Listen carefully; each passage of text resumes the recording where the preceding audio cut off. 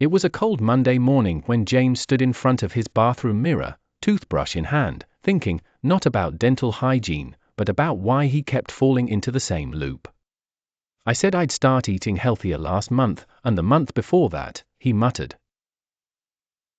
That same morning, halfway across the city, Alina, a busy executive, sighed as she scrolled through her phone.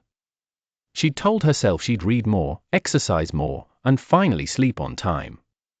But somehow, her nightly phone scrolls had turned into a ritual. What both James and Alina didn't yet realize is that their struggle wasn't about willpower, but wiring, specifically, how the brain forms and repeats habits. The habit loop, popularized by Charles Duhigg, follows a three-part loop: cue, routine, reward. For James, his cue was finishing dinner. His routine? Snacking on chips and watching TV. His reward? Comfort and relaxation. For Alina, her cue was getting into bed. The routine was scrolling endlessly. The reward was distraction and dopamine.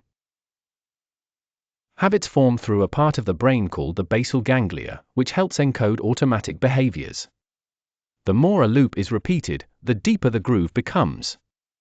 That's why it's easier to continue a habit than start a new one.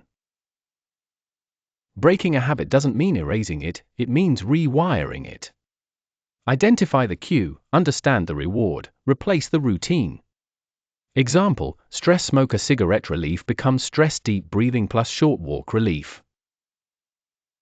Use if-then plans. If I feel the urge to scroll at bedtime, then I'll read a chapter instead. Track and reflect. Keep a habit journal. Awareness itself can disrupt autopilot. Make it obvious, attractive, easy, and satisfying. James started replacing his post-dinner chip ritual with a 10-minute walk, followed by a comedy podcast.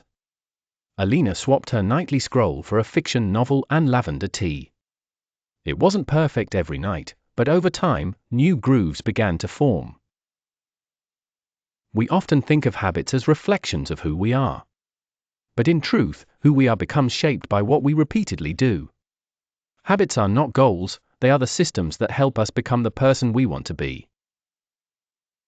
So, the next time you say, "I want to eat better," or "I want to be more productive," ask yourself, what cue can I use?